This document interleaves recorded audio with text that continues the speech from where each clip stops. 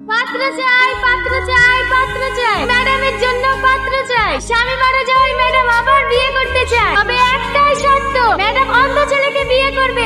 বয়স 20 থেকে 25-এর মধ্যে হতে হবে।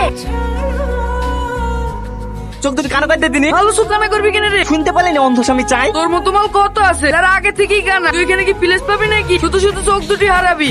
আপনি কতদিন ধরে অন্ধ? জন্ম থেকে ম্যাডাম। আপনার চশমাটা একটু খোলেন তো। আপনি কি চোখে একদমই দেখতে পান না? না ম্যাডাম, সরি ম্যাডাম। ঠিক আছে ঠিক আছে, আপনি সিলেক্টেড। কালকে আপনাকে বিয়ে করব। এখন আপনি যান। আর শোনেন, হ্যাঁ বলেন। ফ্যানটা একটু অফ করে দেন না, খুব ঠান্ডা লাগছে। হ্যাঁ Get out! যান, সামনে চেয়ারে গিয়ে বসে। চেয়ার কোথায়? চেয়ার আরে আরে, বললেন কিভাবে? ওঠে।